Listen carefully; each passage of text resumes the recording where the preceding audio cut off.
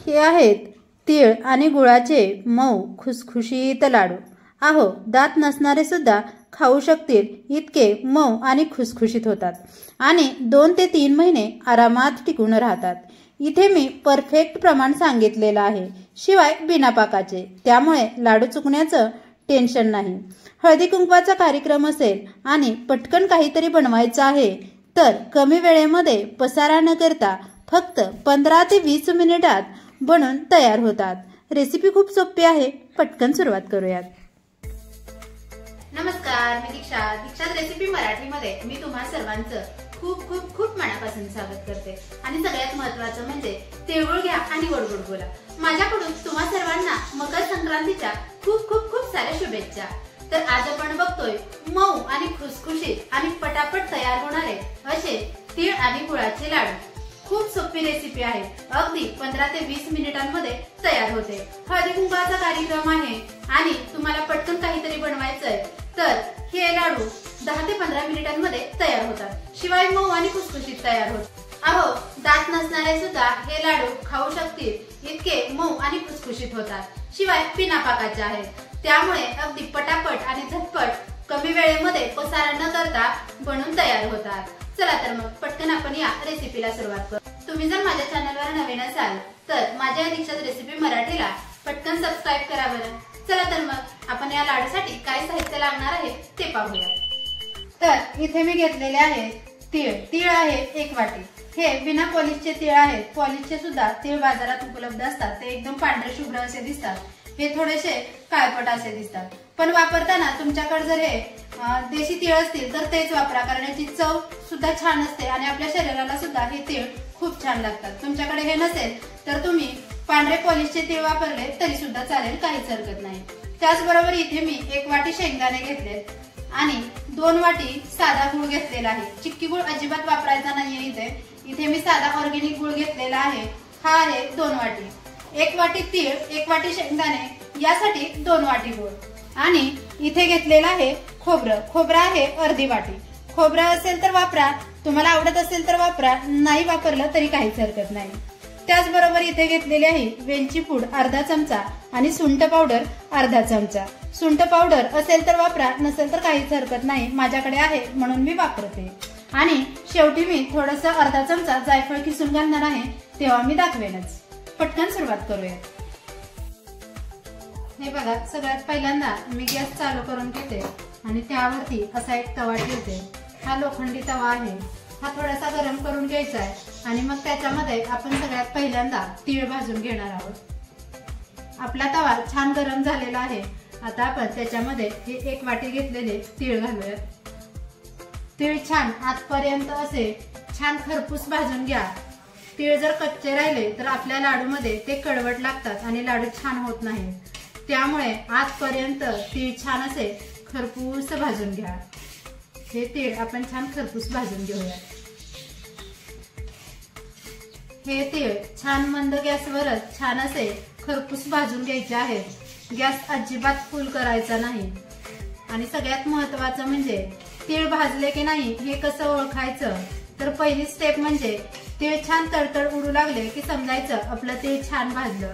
दुसरं म्हणजे तीळ छान असे फुलून वरती येतात, टम्म फुगतात, मग आपण समजायचं की आपले तीळ छान भाजले आहे। आणि तिसरी गोष्ट म्हणजे हे तीळ थोडेसे अशा हातावरती घेऊन असे चुरून बघायचे, याचा भुगा होतोय याचाच अर्थ आपले तीळ छान असे खरपूस भाजले गेले। तीळ छान भाजलेले आहेत, आपण आता हे तीळ एका प्लेटमध्ये काढून घेऊया। हे बघा, जवळून दाखवते मी, तीळ बघा कसे भाजले गेलेले आहेत, याचा हलकासा रंग चेंज झालेला आहे आणि खरपूस भाजले गेले। सुवास तर इतका भारी येतोय म्हणून सांगते ना। आता याच्यामध्ये आपण शेंगदाणे घालणार आहोत आणि शेंगदाणे सुद्धा याच पद्धतीने छान मंद गॅसवरती भाजून घेणार आहे।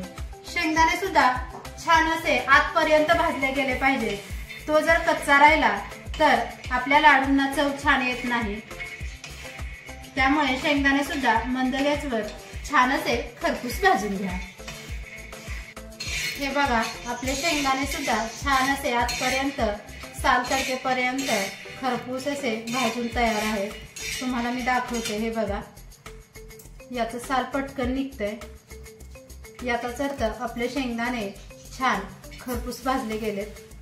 आता हे आपण या प्लेटमध्ये काढून घेऊया.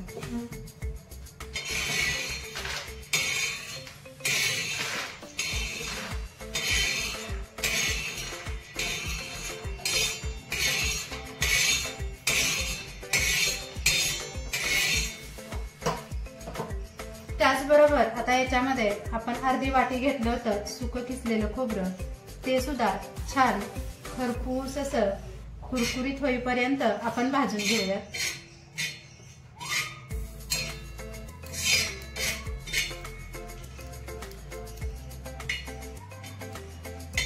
गॅस मंदच आहे. मंद गॅसवरच हे खोबरं सुद्धा छान असं कुरकुरीत भाजून घ्यायचं. खोबरं सुद्धा छान असं खरपूस भाजून झालेलं आहे. कुरकुरीत असं झालंय. याचा कलर सुद्धा थोडासा चेंज झालेला आहे. आता हे पण आपण या प्लेटमध्ये काढून घेऊया. गॅस करते बंद आणि हे सगळं खोबरं याच्यामध्ये काढून घेते.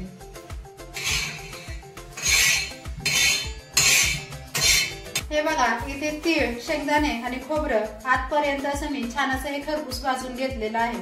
आता आपण एक मिक्सरचं भांडं घेणार आहोत आणि प्रथम त्यामध्ये हे शेंगदाणे छान असे बारीक करून घेणार आहोत.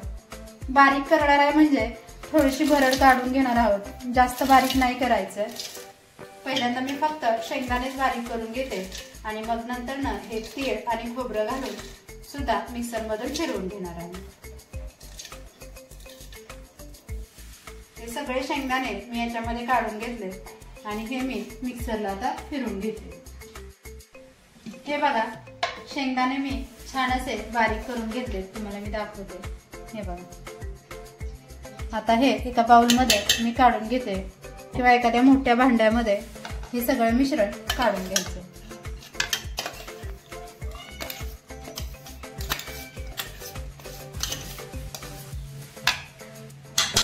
हे बघा, तीळ सुद्धा मी याच्यामध्ये घालून घेते आणि मिक्सरला थोडे फिरवून घेते. त्याचबरोबर आपण याच्यामध्ये खोबरं घालणार आहोत. तीळ जास्त बारीक करायचं नाहीये.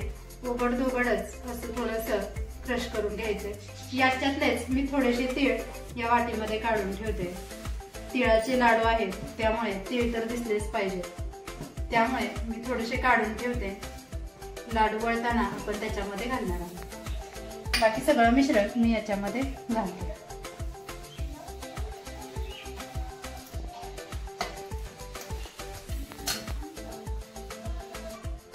तीळ आणि खोबरं ते सुद्धा मी थोडंसं मिक्सरला फिरवून घेतलंय. बघा, या पद्धतीने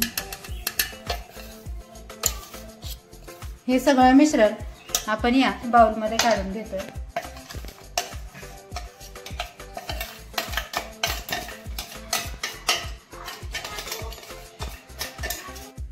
त्याचबरोबर आपण हा 2 वाटी गूळ घेतला होता तो या मिक्सरमध्ये घालूयात आणि थोडंसं याला बारीक करून घेऊयात. तीळ आणि शेंगदाण्याबरोबरच बारीक करायचा असतो, पण मी करत नाहीये कारण तीळ आणि आपले शेंगदाणे खूपच बारीक होतात. त्यामुळे गुळाचा सेपरेट आपण थोडासा बारीक करून घेऊया. गुळ सुद्धा मी ते छान असा फिरवून घेतलेला आहे. हे बघा, तुम्ही बघू शकता छान असा बारीक झालेला आहे. हा गुळ सुद्धा आपण आता या मिश्रणामध्ये काढून घेऊयात. पूर्ण गुळ यामध्ये काढून घ्यायचा आहे. 1 वाटी शेंगदाणे आणि 1 वाटी तीळ, त्यासाठी 2 वाटी गूळ अगदी परफेक्ट आहे. तुम्हाला जर गोडीला कमी जास्त हवं असेल तर तुम्ही इथे गूळ कमी जास्त करू शकता. आता हा गूळ आपण या मिश्रणामध्ये घालून घेतलाय. त्याचबरोबर आपण इथे घालतोय अर्धा चमचा वेलची पूड आणि अर्धा चमचा सुंठ पावडर. आणि मी सुरुवातीला सांगितल्याप्रमाणे मी थोडंसं जायफळ यामध्ये खिसून घालणार आहे. जायफळ असेल तर जरूर वापरा, कारण जायफळाने या लाडूला खूप छान टेस्ट येते आणि शिवाय सुगंधही खूप छान येतो. अर्धा चमचा इतपत मी जायफळ खिसून घातलेलं आहे आणि हे सगळं हाताने छान असं सगळं मिश्रण मिक्स करून घेऊया. या पद्धतीने हे पूर्ण मिश्रण मी हाताने छान असं एकजीव करून घेतलेलं आहे, मिक्स करून घेतलंय. तुम्ही बघू शकता. आता लाडू वळण्यासाठी हे मिश्रण तयार आहे। हे लाडू अगदी 2 ते 3 महिने आरामात टिकून राहतात, कारण याच्यामध्ये आपण कुठेच तूप वापरलेलं नाहीये आणि सगळे जिन्नस छान असे खरपूस भाजून घेतले, त्यामुळे लाडू छान टिकून राहतात। आता आपण लगेचच लाडू वळायला सुरुवात करूया। आता मी तुम्हाला एक लाडू वळून दाखवते। हे बघा, छान असे लाडू वळले जाते। हे बघा, हे मिश्रण खूप छान तयार झालेलं आहे। काही जणांना असं वाटतं की हे मिश्रण कोरडं होतं आणि लाडू वळता येत नाहीये, त्यामुळे याच्यामध्ये तूप घातलं जातं, पण इथे मी अजिबात तूप वापरलेलं नाहीये, कारण इथे मी गुळाचं प्रमाण अगदी परफेक्ट दिलेलं आहे, त्यामुळे हे मिश्रण अजिबात कोरडं झालेलं नाही। बघा, मी एक लाडू वळून दाखवते तुम्हाला। छान असं थोडंसं हातावरती दाबून घ्या आणि मग अशा अंगठ्या आणि अंगठ्याच्या मधल्या बोटाने असं थोडं थोडं दाबत हा लाडू वळून घ्यायचा। या पद्धतीने हे बघा, किती छान आणि मस्त लाडू तयार झाला। याच्यावरती थोडेसे आपण तीळ ठेवले होते बघा, ते लावून घेतोय या पद्धतीने। हे बघा, छान असा लाडू वळून तयार आहे। आता आपण हा एका प्लेटमध्ये ठेवून देऊया।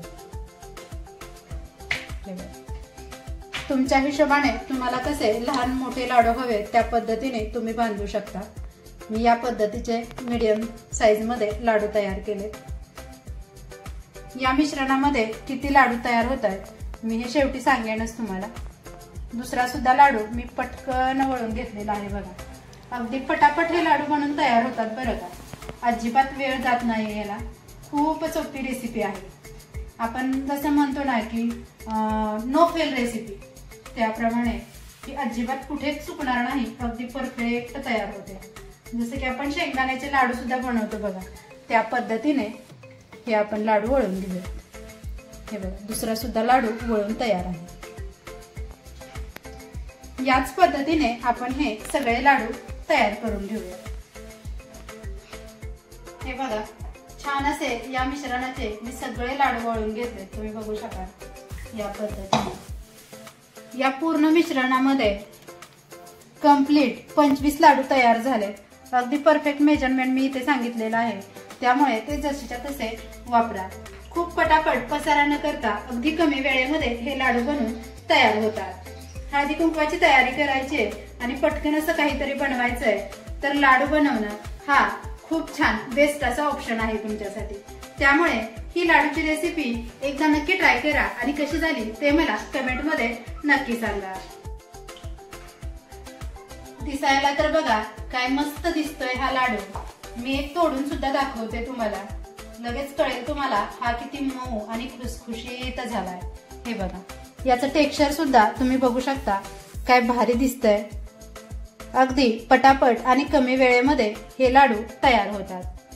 तुम्हाला जर माझी ही रेसिपी आवडली असेल तर माझ्या व्हिडिओला लाईक करा, शेअर करा आणि सगळ्यात महत्त्वाचं बरं का, सबस्क्राईब करायला अजिबात विसरू नका। पुन्हा एकदा तुम्हा सर्वांना माझ्याकडून मकर संक्रांतीच्या खूप खूप खूप साऱ्या शुभेच्छा। पुन्हा भेटूयात अशाच सोप्या आणि नवीन रेसिपी सोबत। तोपर्यंत आनंदी राहा, खुश राहा आणि सगळ्यात महत्त्वाचं म्हणजे स्वस्थ राहा, मस्त खा। धन्यवाद। रेसिपी तुझं प्रेम बदलून टाकत सारं जग, तुझ्या हाताची चव जणू कल्पना।